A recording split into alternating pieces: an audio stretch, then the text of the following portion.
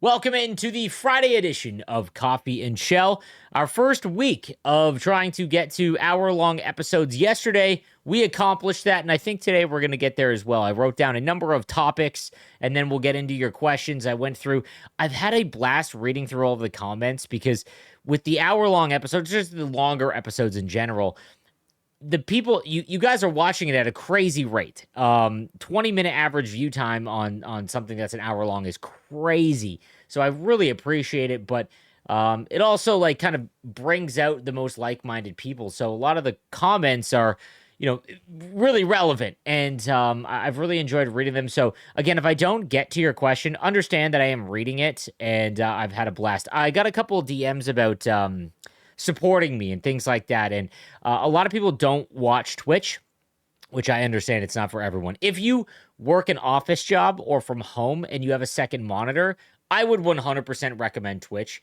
just because you could throw it up on your computer and leave it on. And Twitch is essentially like it's like a live podcast, like where you're playing video games. And half the time you're not playing video games, but I would just recommend it. It doesn't have to be me, but just I would recommend Twitch for people that are in that situation. But obviously, a lot of you guys, you're listening to this YouTube video, with your phone in your pocket, or you're in your car driving, things like that. So Twitch is not for everyone. But someone was asking, actually, I got a couple about how to support me, and Twitch is obviously the best way because you can subscribe and things like that. On Twitch, it's very easy. Something I've never done because I'm not. It'd be stupid to say I don't do my job for the money. That's silly. Obviously, it is every job is an income based, job for the most part. And I've never turned on memberships and stuff on YouTube because I don't understand it. And again, I'm not like super greedy or anything like that. But I was messing around with it, and given all the comments, you can get like certain badges and things like that.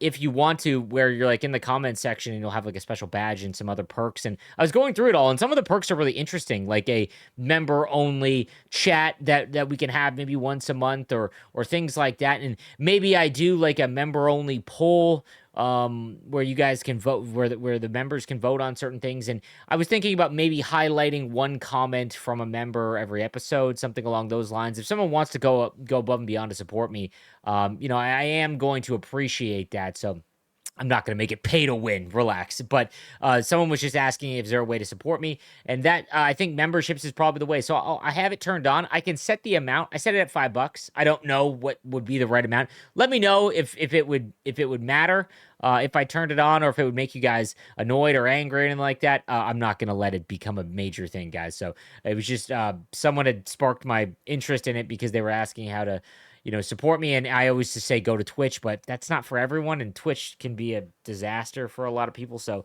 it's not for everyone. So YouTube is how you consume the content. Let's get into the many topics that I've written down here. I want to start with Hut. I think I'm going to start every episode with my Hut topic, or one Hut topic, just because a lot of you guys, obviously, wow, we are very relatable as it appears, whether it's life, work, just family, all of that, video gaming, but Hut is the main thing that drives us all together. So I want to talk about the current Hut loop for all players, or each player type. So I wrote down what I think going into I wrote down what my loop will be if nothing changes in season 2, right?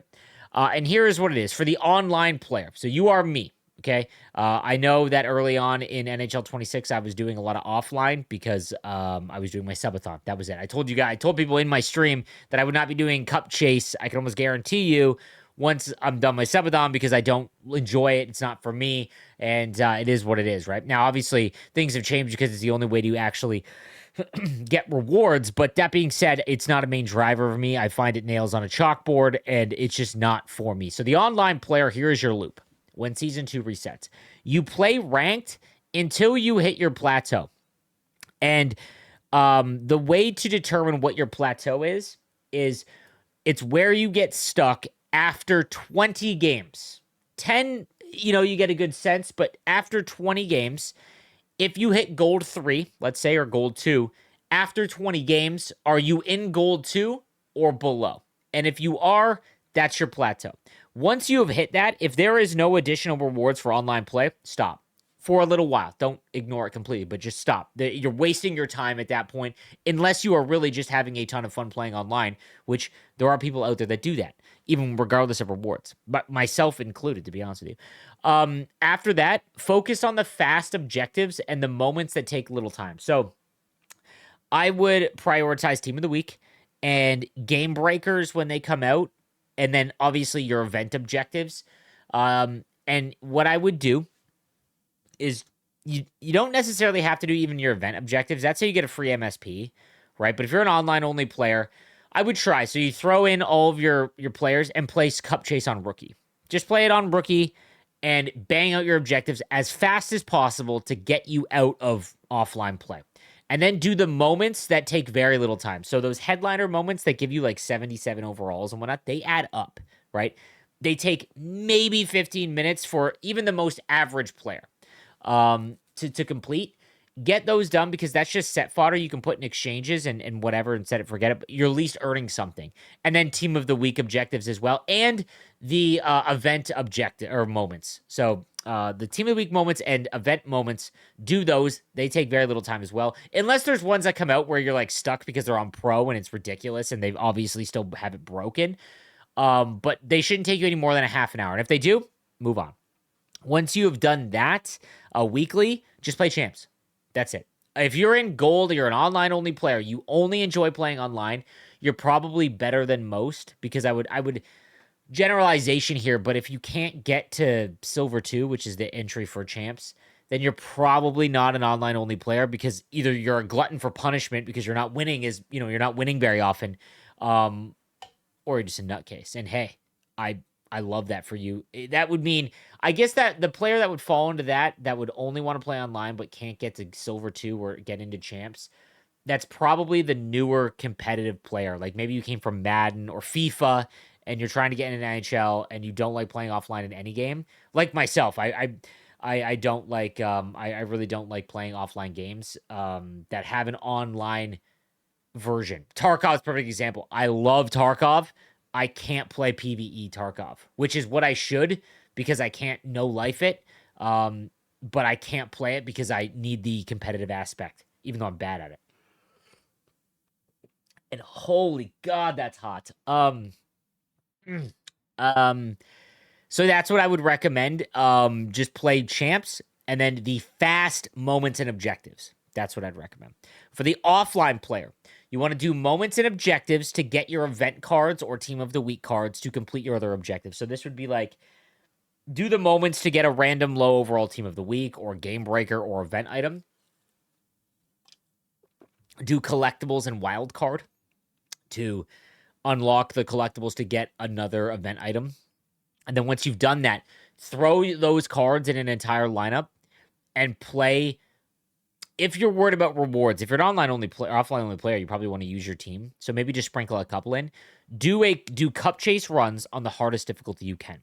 Okay? So I would throw in a full Team of the Week lineup and I would go on Superstar. I'm talking to myself included. It could be pro, it could be whatever your hardest difficulty is. And play normal.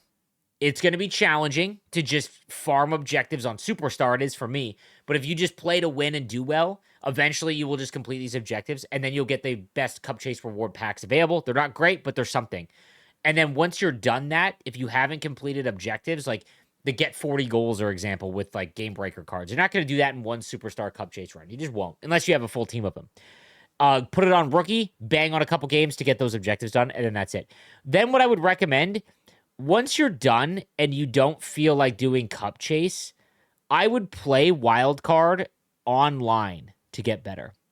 It's not going to be fun, but because there's so little on the line, there's been so many people since Wildcard has become a thing last year that they really, a lot of offline players have been like, I was always scared to play online, thought it was a waste of time. And Wildcard, because it has nothing on the line, you're not using your own team.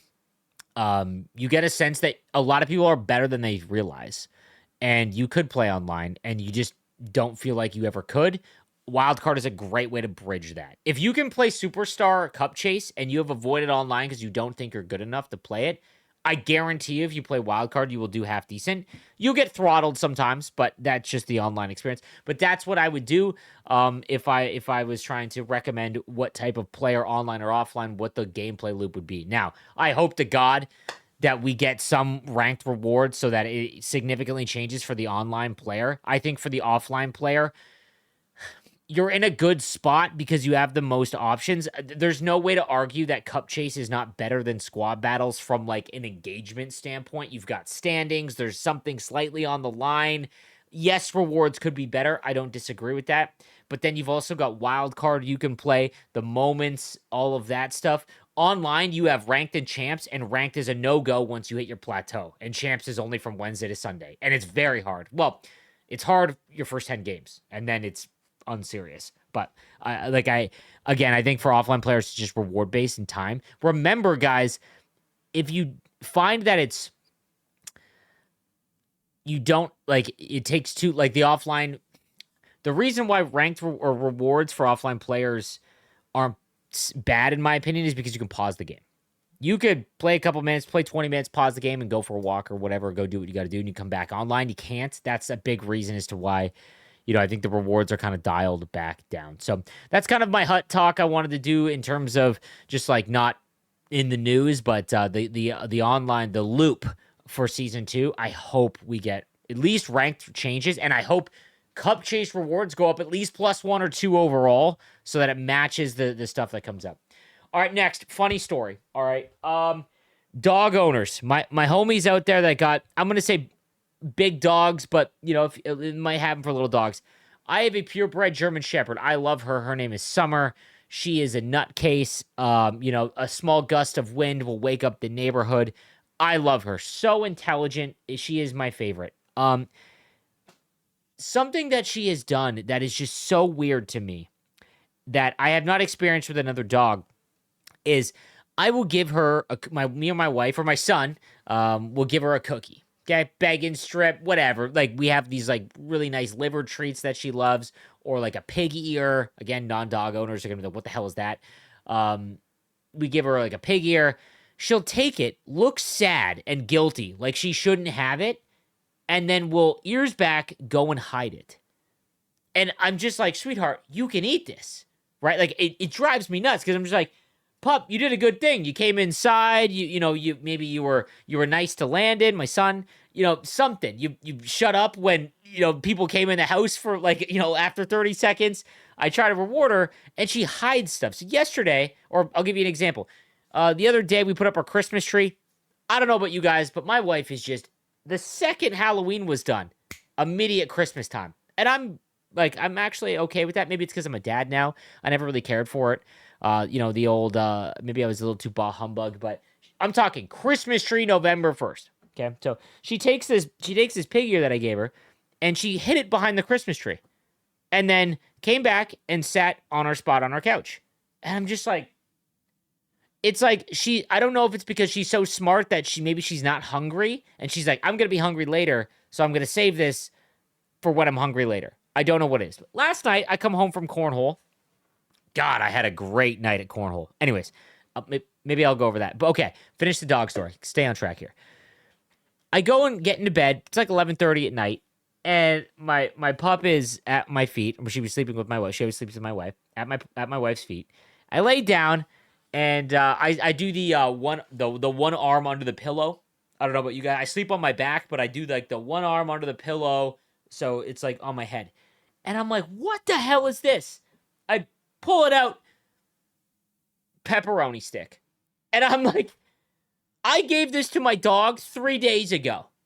She had gone into my room, and it's like the pillow that like you don't move. So it's the big one at the bottom. Sometimes I don't use it. Like, I have another pillow that's comfier that's on top of it. But some nights pillows go off except for the base layer one, right? And I'm like, what in the... I look at her, and she looks sad, like, oh, you found my hiding spot. She comes up, wiggles up on the bed, takes her pepperoni stick, and then leaves the bed. Does anyone else's dog do this? Is it weird? Is there something that my dog is sad about that I need to assist her with? But I couldn't believe it. She literally got it under my pillow, nestled it in there, and then left.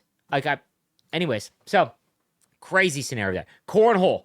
I had a comment where someone was like, I can't believe you said competitive cornhole in a sentence. Let me tell you, dude, darts can be competitive. Lawn bowling can be competitive. Literally, you and your buddies are going to dinner. The drive there can be competitive. So that argument needs to go away. I play competitive cornhole. Literally, the league is a competitive cornhole league. There's a rec division, which has like 24 teams in it. And that's because no one thinks cornhole is competitive, but we're psychopaths and we need to compete. In the competitive division, there's like 6 teams, which kind of sucks. There should be more. There's definitely teams in rec that should be playing in competitive. But anyways, so we just play the same teams over and over again. We're playing the number 1 team. This is our 6th week, right? So we're playing, or 5th week. So we've gone through everyone. And we're playing the number 1 team that literally hasn't even lost a round yet. Okay, a round is to 21. They've played 4 other games and haven't lost to another team getting 21 scored against them. Bro. I am definitely the worst player on my buddy's cornhole team, but I've played cornhole now for a season. And I had this conversation yesterday that I wish I perform the best I can possibly do when something is on the line, when something matters. And my boys were in the group chat, in our chat, being like, man, we got to lock in tonight. So the first round, I'm a little nervous, whatever, but then I lock in. The dudes we were playing on my side with my other buddy, Jaden, who was one of the people that did the 9x9 challenge that I streamed during my subathon at a Jays game. Him and Jesse. Jesse was on the other side with my buddy Luke. Anyways, me and Jaden are going up against these 2 guys. For anyone that has played cornhole before, me and my buddy Jaden probably played the best we have ever and could ever play. We were averaging like 7 points a round, and we were like either washing or we would be down 1. These guys were triple sinking. We were fighting for our lives, but we did amazing. We forced a 5th round. We literally won the first one, lost the next 2, won the 4th one to force a 5th round. We went over the hour allotted. We asked this team, you want to play out the final round to see, so it was great. Anyways, we ended up losing, but man, was it fun. And cornhole, to me, when the other team is bad, I would rather do literally anything else. But good Lord, was it fun last night. So for anyone that is competitive, anything can be competitive. Find a stupid hobby. If you're in Canada, like, again, I love baseball. I live in Canada. Cornhole was it. It happens the same night as my main baseball league. So anyways, it was a blast. And someone said competitive cornhole, LOL. You just don't have the right group of friends, man.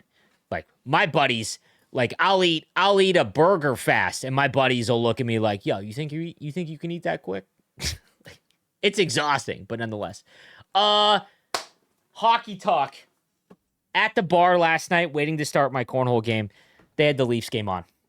I hate this because this starts a whole other can of worms. I am a Sharks fan. I have a tattoo on can you see, on my back at 18 years old. It is a tribal shark.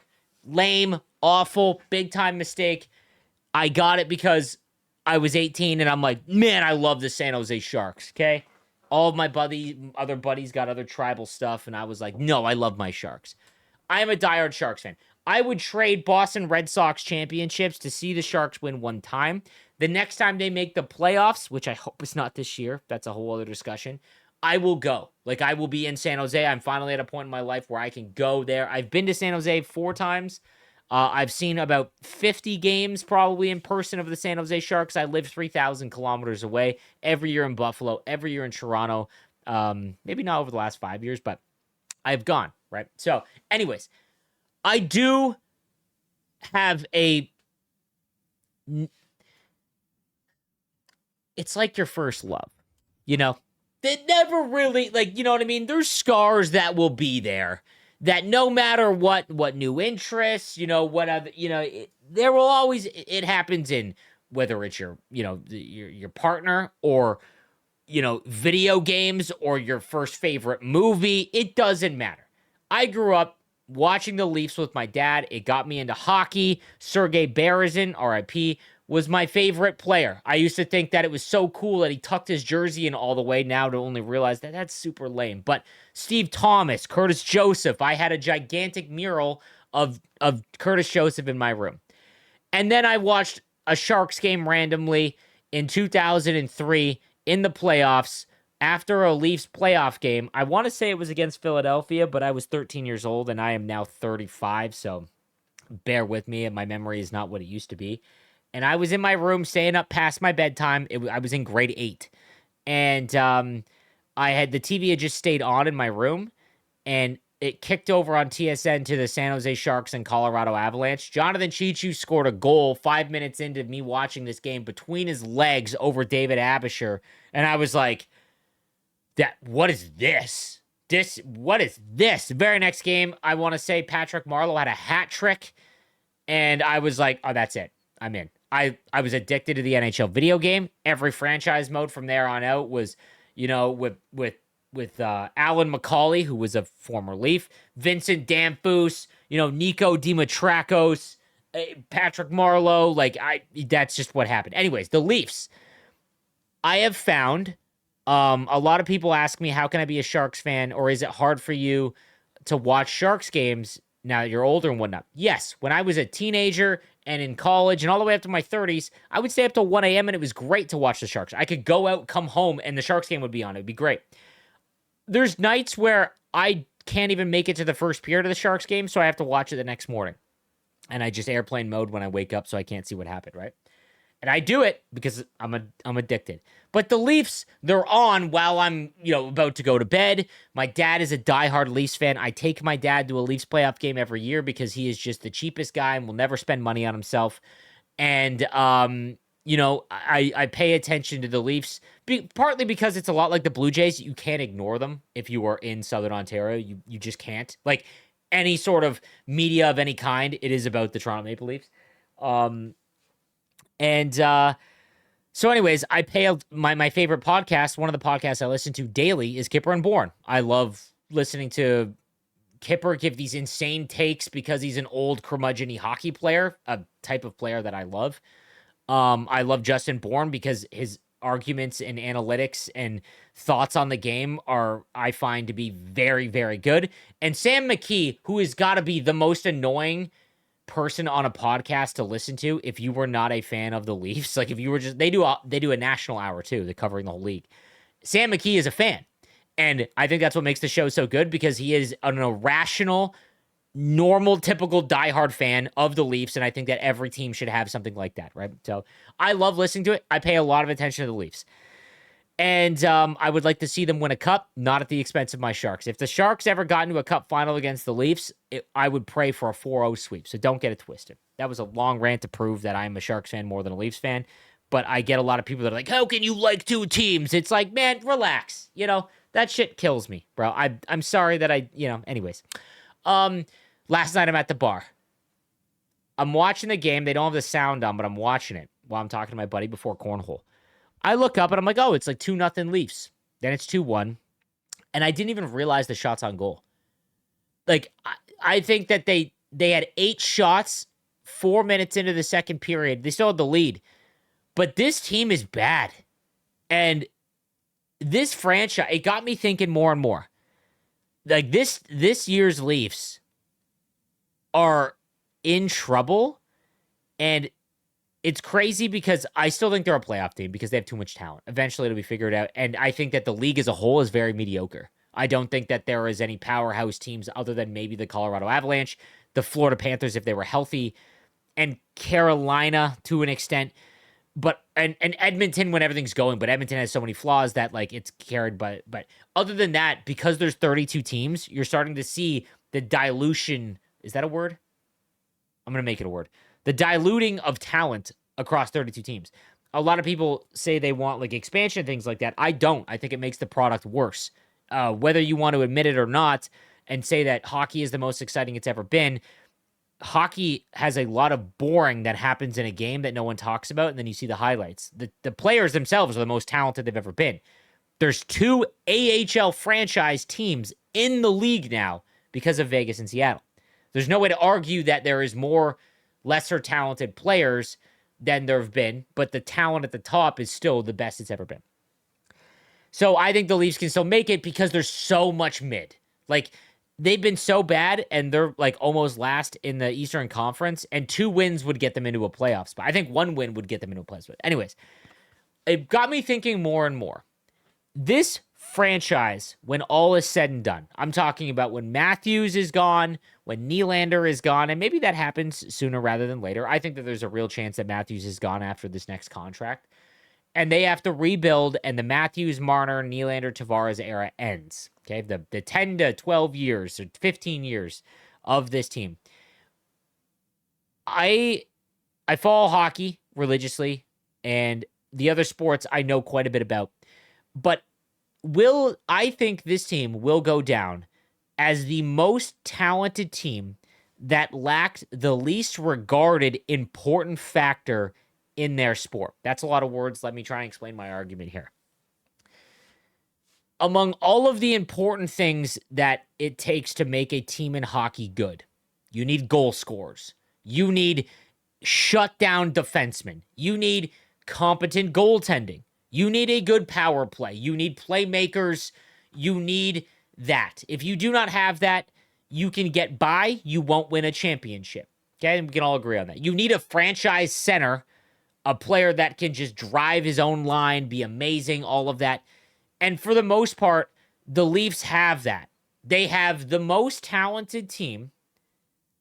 However, the thing they lack the most is jam. And I don't mean big hits. I mean after the whistle scrums. And a lot of people will be like, that's stupid. Like, it doesn't really mean anything, all of that. I completely disagree, because I think that if you go back and you look at Stanley Cup champions, something that is not talked about enough, and maybe this comes as team chemistry, and team chemistry is the most important in hockey, I think, more than any other sport. But because I think team chemistry can make up for a lot of the other things, i.e. the Boston Bruins season, when a lot of people writ them off as, okay, now it's the end. They might make the wild card. That's it. They ended up breaking the regular season point record because they had the best chemistry you could possibly have, right? The Leafs, the thing that has always angered me the most about watching the Toronto Maple Leafs is not that they choke. Okay, yes, that's frustrating. Like, score the big goal. Like, God, like, you are the most talented team, or one of the most talented teams, score the big goal. Okay, there's something to be said about being a choke artist and not being able to get it done. There's been lots of teams like that. Michael Jordan, for example, lost all the time against the Pistons until they didn't, and then he was, the Washington Capitals could not beat the Pittsburgh Penguins. One cup run eliminates everyone's memory that they choked all the time. However, if you were to take building a team, I think the pushback when you are face washed or when someone gives you an extra whack, that is something that is probably, it's important, but like I mentioned, it is the least regarded important factor in their sport. So I'm trying to think of what other examples in other sports would that be. I don't watch a lot of basketball, but I would assume like your sixth man, that would be like, if a team has an amazing sixth player, like that would be extremely important. In football, it would be like a great quarterback and team can carry you a long way, but having an unbelievable offensive coordinator or defensive coordinator, unheralded, but it can carry a team. Bad examples. The one that I did come up with, clutch hitting in baseball. So you can have the most talented team in baseball, but if they just simply cannot hit when it matters the most, I guess that goes into the clutch thing. But again, I'm not giving good examples in other sports, but I'm trying to get my point across here. The thing that'll always come back to me, this goes to Auston Matthews and Tavares and Marner and Nylander for sure. Most talented team, I think. One of the most talented in the sport. They could, with their eyes closed, get to 100 points and make the playoffs, and they have, right? But it has always killed me that you can see countless times throughout the era where a teammate is hit and there is no pushback. And as someone who has played sports their whole life and not professionally or even that high level, I played AAA baseball like as a teenager. That's like the highest competitive level now. That I don't know how you have no interest in sticking up for your teammate, or it elicits an emotion where you're irrational at some point. I think back to Leafs fans. If you want to Google this, non-Leafs fans, go and look at Brad Marchand and the Timothy Liljegren trip from 2 years ago, where Bertuzzi is just laughing with them on the bench after you could argue slew foot or not, but he took out your player and injured him, and there's nothing. What happened with Matthews against Zadorov, like before that, Zadorov literally wiped out Nick Robertson to the point where, like, I don't even know how he got up, and Matthew Nyes doesn't even skate over to him. Like, there's none of that. It's like they just, if you got punched in the face, the Steven Stamkos Matthews fight is, if I were to have to prove my point to anyone about this, it is that I watch all Leaf games in the playoffs, again, because the Sharks aren't in it, and I want to see the Leafs do well. So it angers me when they don't still. When Stamkos is sitting there punching Matthews in the face, I understand that under the Keefe era, there was definitely a demand of don't punch back, get him on the scoreboard on the power play. That was like a Keefe mantra, okay? But I don't understand how if you got punched in the mouth, your immediate reaction is to not beat the other person up, because sometimes you can't. Austin Matthews is a gigantic human being, but that's neither here nor there. Get them to stop, And there's none of that. And there never will be with the Leafs team. And now the Leafs have tried to chase being the they have chased being the Panthers and Lightning, trying to get less skill, more big guys that play heavy. The problem is all of the big guys they got are all soft and do the exact same things that Nylander, Matthews, Marner, and the Marner did in Tavares, where they just don't. There's no jam. Carlo is a perfect example of it. It's just so frustrating to watch as a sports fan, because I talked about this yesterday. One of my hot takes that I'll definitely argue with people on the internet about is that if I see a player on my team get absolutely crushed and there is not an immediate gloves off punching that dude as hard as you can, that is a joke to me, because in hockey, you are legally allowed to make the other team answer the bell. And by legally, I don't mean that they are suspended. To an extent, you can't tomahawk someone in the face, but you go sit in the penalty box. That's not, in my opinion, that's not, you're allowed to police yourself. And there's just none of it. And like, I don't, it's crazy. It's crazy. It will go down. The Leafs will go down as the most talented team to never win, that has the least jam. And it's just nuts. If they had any of it, one thing that I always go back to that I think the Leafs probably would have won a cup with is the year after Marner first hit 99 points and the Huberdeau for Matthew Tkachuk trade. At the time, I think Leafs fans would have been like, what the hell, if you would have traded Marner for Matthew Tkachuk? That would have been Matthew Tkachuk, say what you will. He's a rat, all that stuff. He doesn't take the big fight. He is not scared. He will drag everyone into a scrum 5-on-1. He doesn't care. And Brady's a lot like that too. You can talk about cheap shots and all that crap. I don't care. He drags them in. And it gives you, when you see a dude stick up for your teammate, there's guilt. Like, you will feel like, I got to lean forward more because I just saw that, right? And the Leafs don't have that. So that was my long-winded rant about the Leafs. Next topic. All right. We're going all over the place here. Again, I'm trying to fill an hour and I'm trying to make it interesting. So bear with me while I try and find some sort of structure to this thing. Weird problem with video games. I don't know if this is a creator thing. So tell me if it is a creator thing, and it's because I'm my job is so much different, and the way I experience video games is so much different than the average person. So I try to check myself with reality. Does anyone get stressed out when a new game is about to launch? Like, you feel, I wrote this down, like you feel behind the curve, or you don't know, or the fact that you don't know every single little detail, you get some sort of like anxiousness because you can't play 24/7. So an example of this would be like Grand Theft Auto. Like, there's going to be thousands of creators, YouTubers, people that can no life the game. I'm talking to again, take away what I do for a living. I don't get to play video games. I'm a dad, I'm a husband. I work my 7 hours, and yes, I'm playing a video game, but a lot of that is editing and things like that. So I'm with you. Do you get stressed out when a new game comes out that is like the world knows and it's like deemed this is going to be an amazing game? Does anyone else get like an anxiousness about it where it's like, man, I don't I'll give you an example. As a creator, a lot of people find this surprising, but you could ask Thrash, you could ask Henrique, you could probably, I don't know if Bert's in that because he's still new.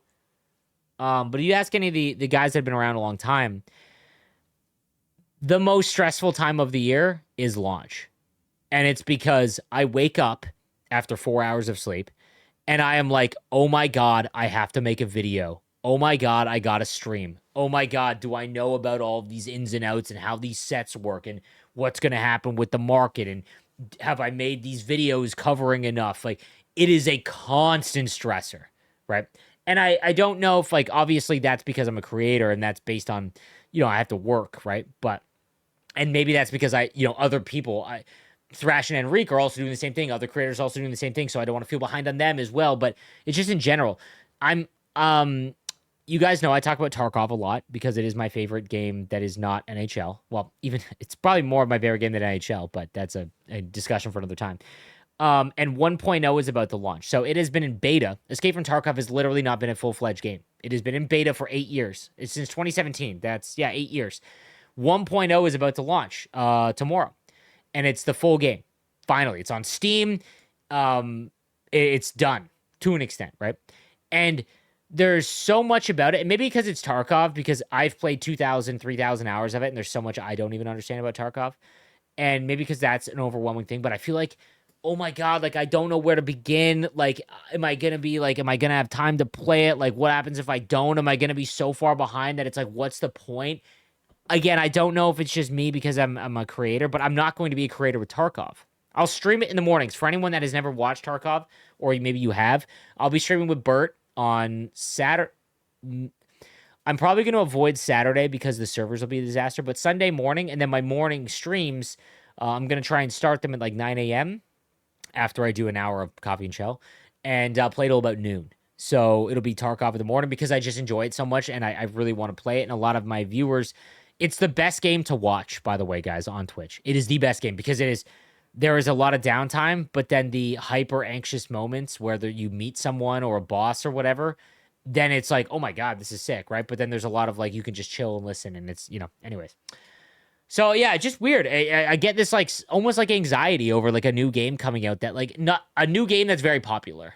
That's what I want to stress. So I don't know, just super odd, and I'm curious what the normal guys out there that have the 9 to 5s and have kids and all of that. So next, life. Craziest phenomenon I see on social media right now. The new wave that I'm seeing all over the place for like viral videos and like kind of a trend taking over is hacks and habits to remove social media. The irony of that, like, it's like I don't know what the word is here, like taking technology out of your life and trying to get some back. Like, that's like the healthiest thing you can do. It's crazy to me because like all I see on social media, on TikTok, on YouTube Shorts and stuff like that, I'm getting fed, and obviously my algorithm's far different than yours, but I'm seeing it everywhere, is like healthy habits to remove social media or limit social media and things like that. And it's so odd to me because the irony of like, hey, I'm on this platform learning how to not be on the platform, just so crazy to me. And it's a trend I've started to implement in my own life. And again, this might be because I'm a dad, but I'm pretty self-aware, at least feelings and emotion wise, where like if I get trapped in like the algorithm, you're on the John and it turns into 25 minutes, your legs are numb, because you got your elbows on them, right? We've all been there. You go to stand up afterwards and you got to hold onto the towel rack because you're like, whoa, my legs are asleep. No, just me. Anyways, so we've all been there, but I know as I'm going, I'm like, oh, I'm stuck in the loop. And I'll literally just like take it off. I've done this thing where I'd watch TikTok and I would, at the end of it, I'd be like, why am I watching this? Like, I'm not even, I would literally spend 25 minutes and I was like, I I didn't even get anything out of that. Like, not even one. There wasn't even like a funny thing I could send to my buddies or my wife.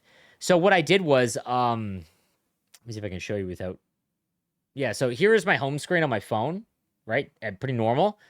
I literally just did one of these, and moved like TikTok and Instagram over off of my home screen, and it actually worked quite well. I reduced my, like, just the one act of swiping over, it'll like stop me spending like 5 to 10 minutes a day on it. It's crazy. But for anyone that's addicted to it and you think that you should remove social media a little bit from your life because it's not providing you any value, that's like what the first thing I would do.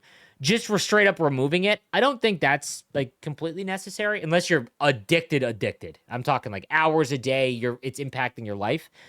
But it's social media is no different than video games or TV shows or movies. It's just a different medium to, kind of get you out of your life. So,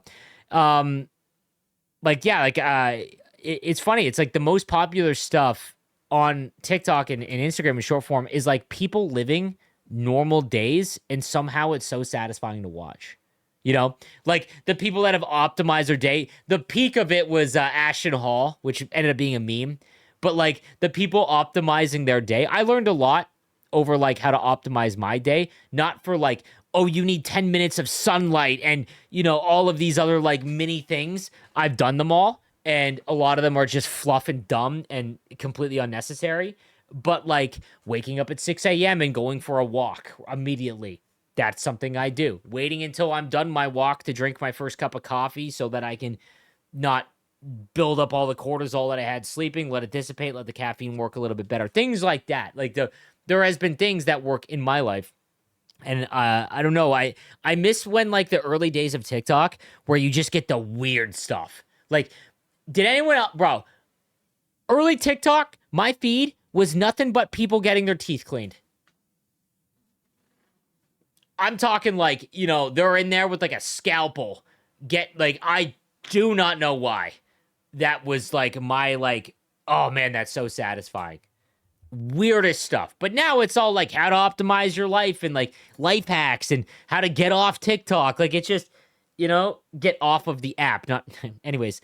I just miss when, I was watching teeth cleanings and watching dudes run their bikes into walls or like a gate and just flipping out and like people being injured. I don't know why. Like what happened? But a thing like, it's funny. So my wife one time, or again, this is more because of my son.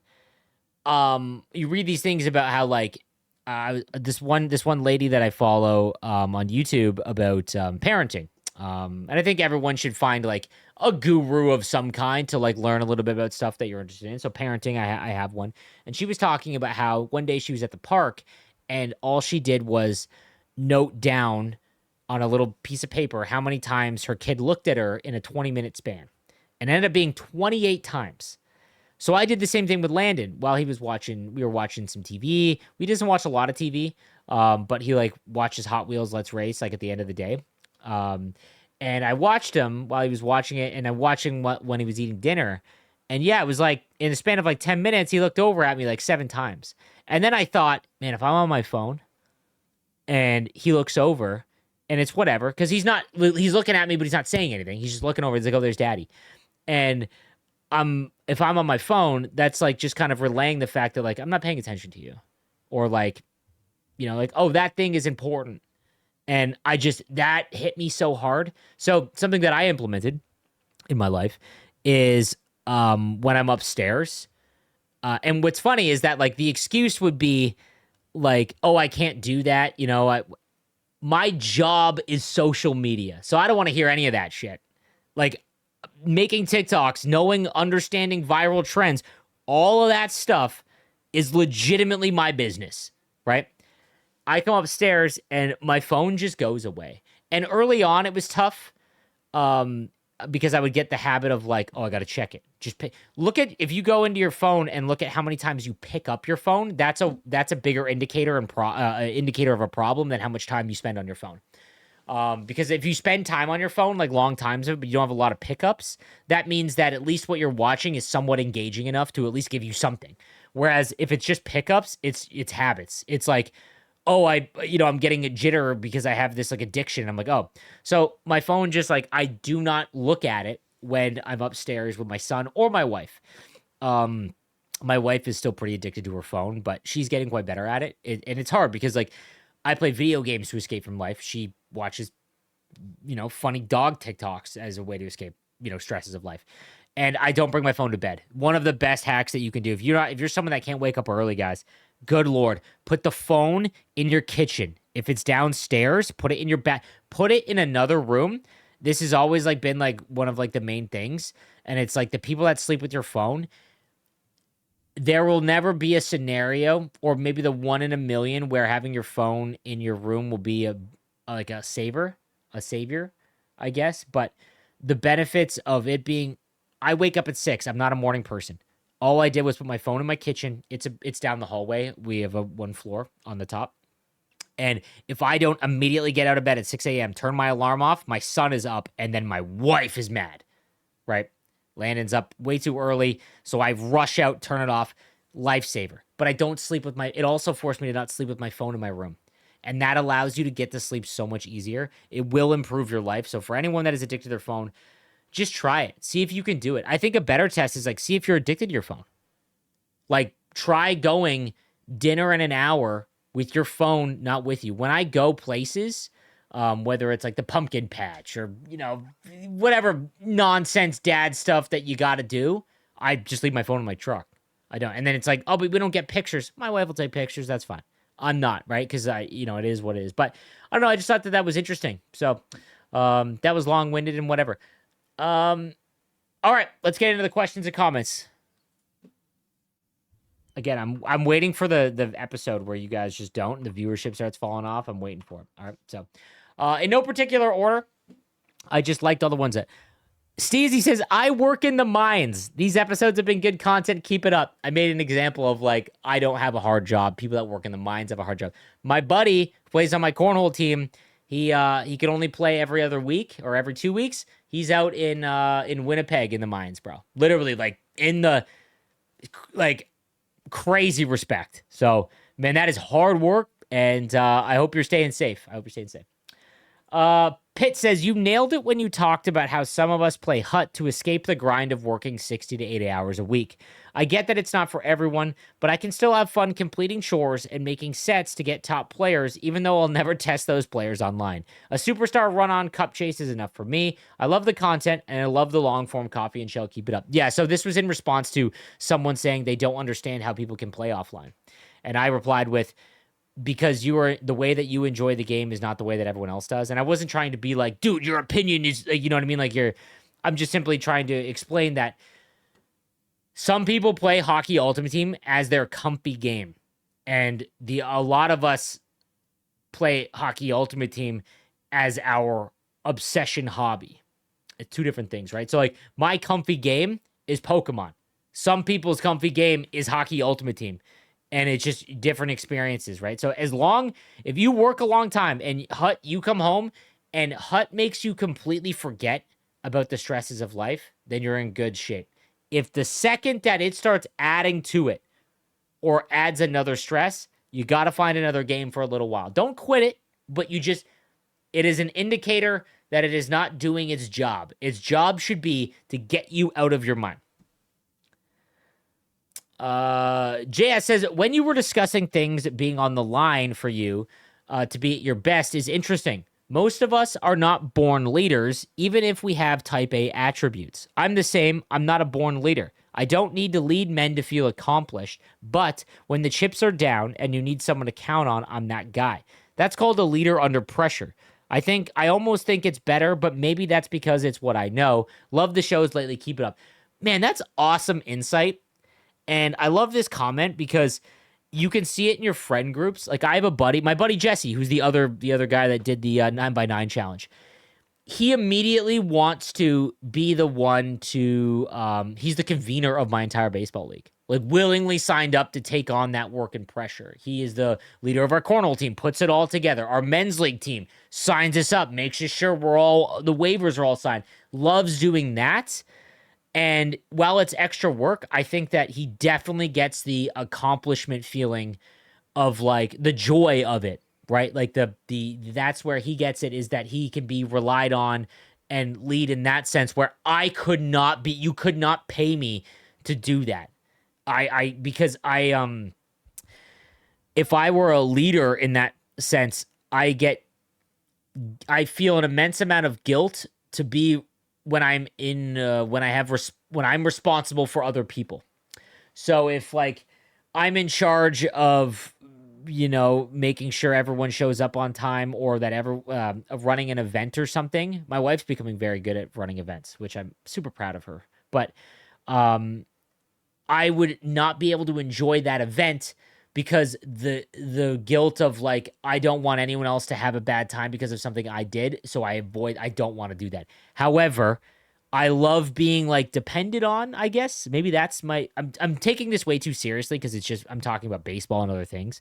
But I like that. So like if yeah, like I think that that's definitely a thing. I love the fact that I will perform to the best of my ability when it matters most. And I don't just mean in sports.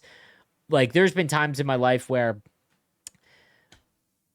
when you really want something, perfect example, my example that I always bring back is I wanted a new car when I was 19. I wanted a new car. I wanted a Mustang. Not a brand new one. Like my OT my O2 4.8 liter manual Mustang, man, that had 120,000 kilometers on it. And God, I love that thing.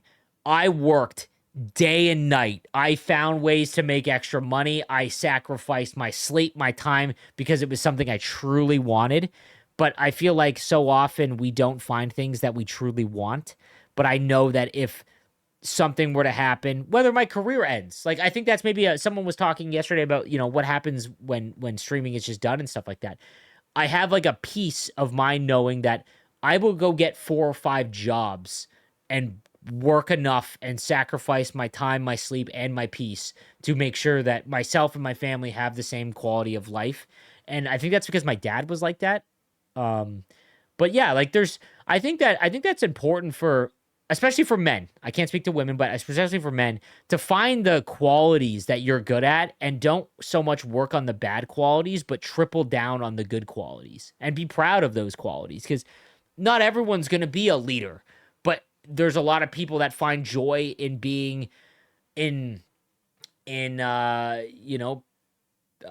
providing, whether that's tasks or, like when your friend asks you, yo, can you help me remove these hedges from my house, which might be the absolute worst task that you'll get asked as a friend, but you get like joy in doing it for free.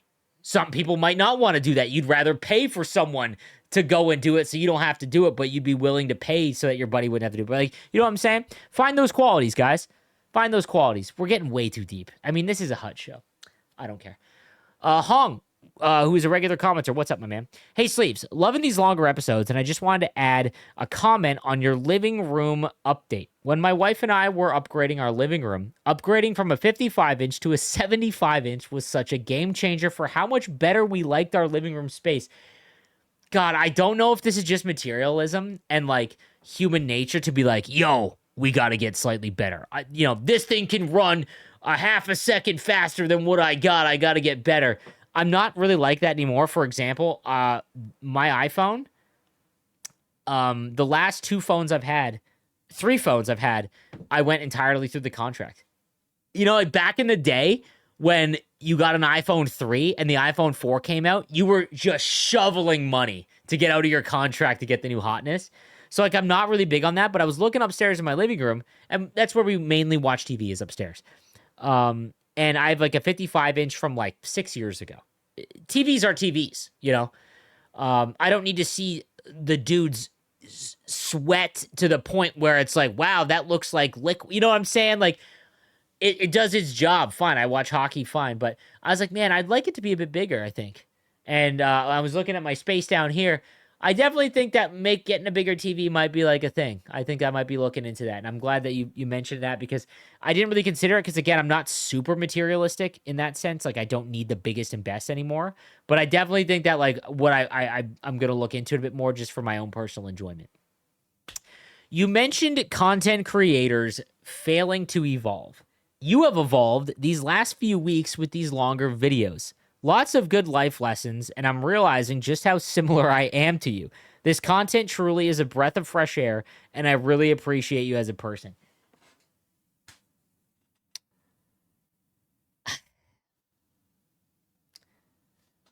I gotta be honest with you, man.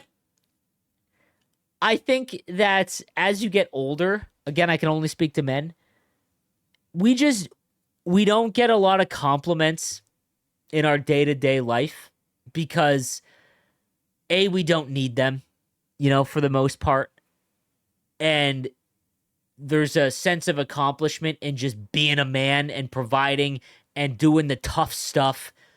But every once in a while, man, there's you guys specifically will get me a comment that literally, I mean, I'm not crying, but wells me up. And that's really nice, man. Thank you, dude. I'm not everyone's cup of tea, and I don't ever think I will be, because that would be ridiculous. It's the internet. But it makes me really happy that I've found a following that has a lot of like-minded people, that we can just talk about life in general. And you said the first line, you've evolved the last few weeks with these longer videos.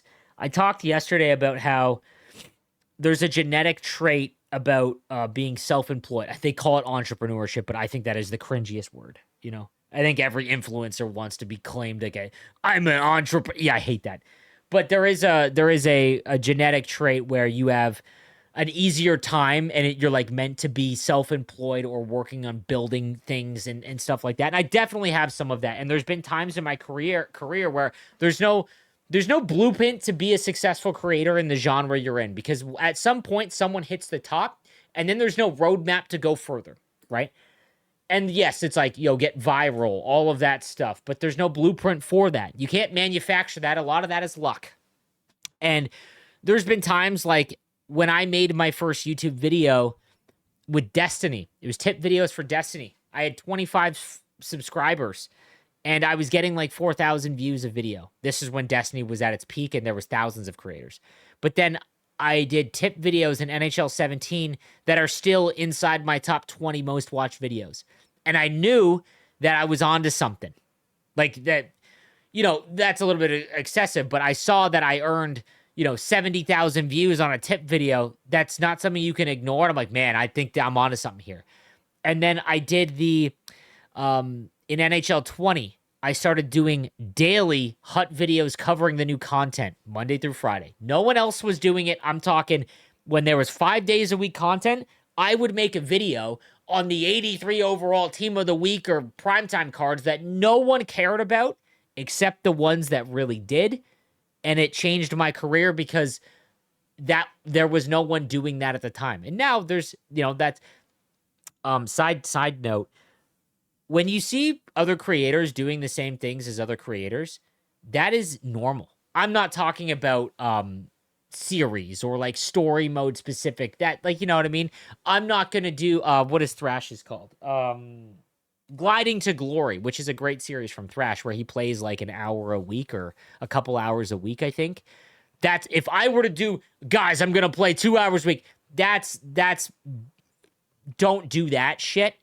But how you improve as a creator is you look at what creators are doing in your niche, and then you do that in your own delivery, in your own production, your own editing, and it's a copycat industry. YouTube just is. There was creators that I would look up and be like, okay, what's successful? Because it's a rough copy of them, like of creators doing all the work and getting all of the viewership. Like that takes years. And now someone that was just starting a YouTube channel, like if I was to start a YouTube channel on Tarkov, I would immediately go and watch the most watched Tarkov creators and be like, okay, what do they do? Like, what's the type of content? And then I would be like, okay, this is the type of content I got to do, but I got to put my own spin on it. I got to make it individualized. And this whole thing, Coffee and Chel, when it started with me and Kesso years ago, was there was no podcast for Hut. And I was like, that seems weird, especially when podcasts were blowing up. So I started it, and it became really well liked. And I did with Padre and Papa, and then again, I have a hard time being responsible and having and being people relying on me to like get together and all of that. So I like doing things on my own when it comes to this stuff. So I would do Coffee and Chel, and then I was doing Who Should You Choose? That's how this started, right? Because that was years ago. I was like, I want to do daily videos where I'm going through comments and help people with their lineup questions. That's what it evolved into.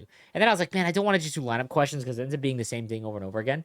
So I was like, man, I want to turn Coffee and Chel into Who Should You Choose, but do it just like podcast style. And then this last week, I was like, I should just turn into an hour show and see what happens. And I will be doing this until you guys show me via numbers that this is not what you want anymore. But I just want to say, man, I don't need that all the time, and I get really awkward when someone gives me compliments. That's probably some weird daddy issues or whatever. But it's sometimes certain ones really hit me, and I appreciate that. Joe, okay, I want to highlight this one.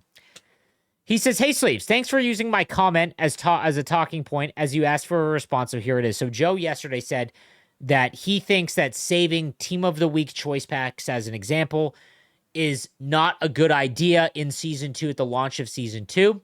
And I couldn't understand why. Why, if a card could not make your lineup now, and why would you not just wait until there was something that came out that required specific things, and maybe you've got a choice pack of cards that you can then select. Okay. You said you were not grasping why I think it is pointless process on dashboarding regarding Team of the Week with the start of Season 2. Here it is.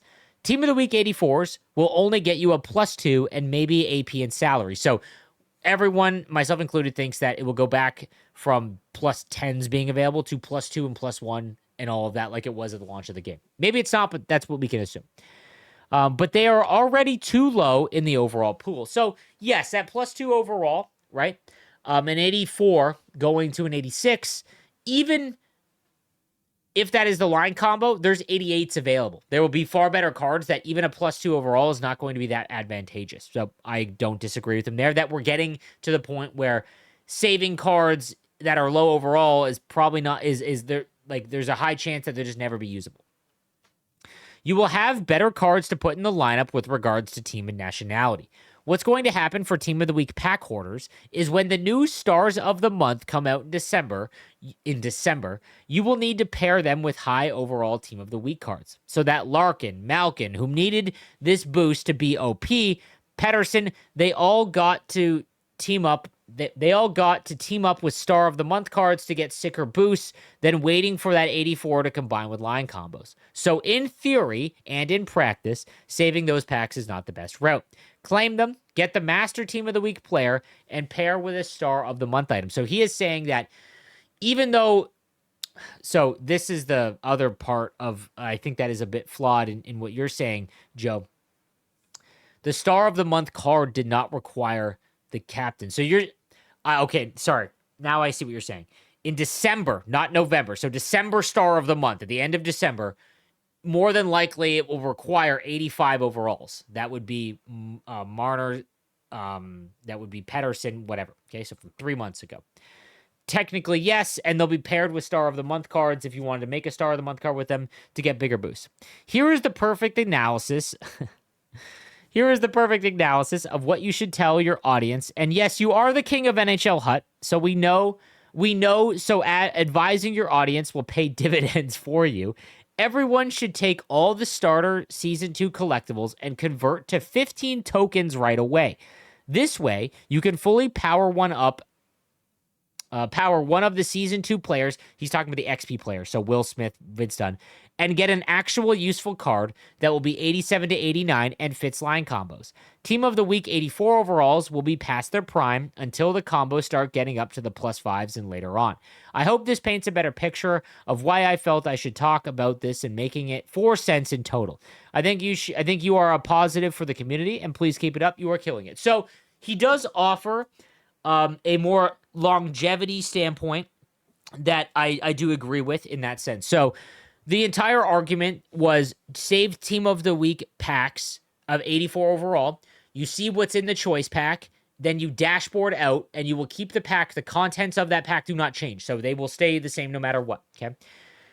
He is saying use those cards to make Miro Heiskanen, because at some point, you'll be able to turn those cards into Star of the Month or use them with other Star of the Month cards. So there was a line combo where it was a Star of the Month card and then 2 Team of the Week items. I think the thing that's being misunderstood is that the barrier for entry for Star of the Month was not the captain cards. Yes, at some point it will be 85 overalls at the end of December if we assume the +1. So at 80 in December, you could then trade in Marner and Pedersen for a Star of the Month player, but you're also earning 85 overalls just from doing the objectives because everything goes up by +1. I want to provide, so in the long run, maybe. I want to show you what my reasoning as to why to hold on to this, okay? We are at the end of an event. I'm going to use this event as an example, okay? This is why.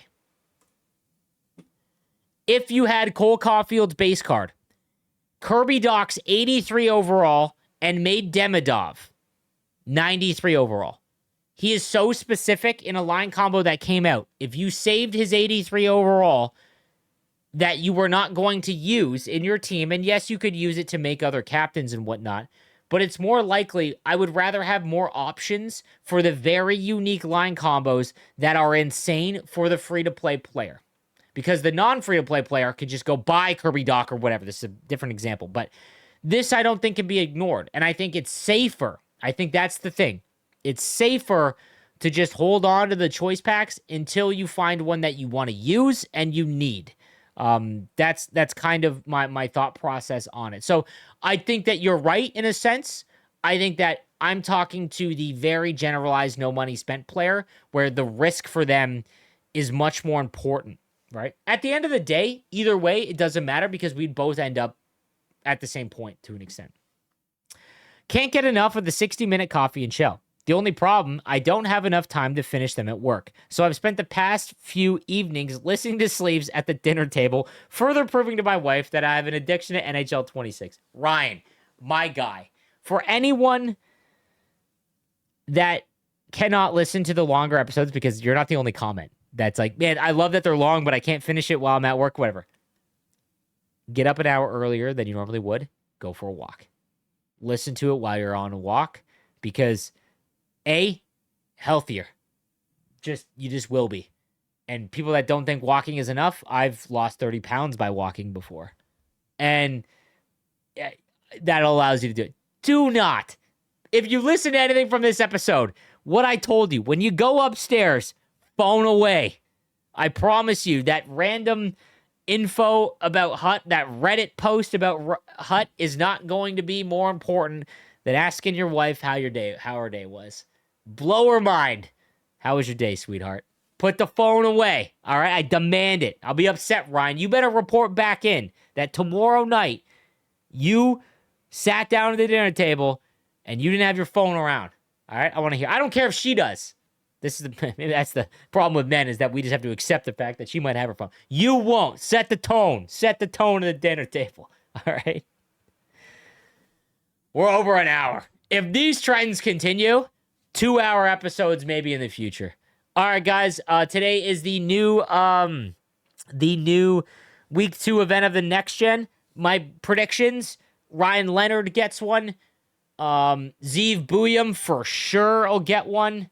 I'm forgetting some others, but those would be 2 that I would almost guarantee get a master set player item. Maybe Misa. They love the Sharks now. So maybe Misa too. All right, guys. Have a good one.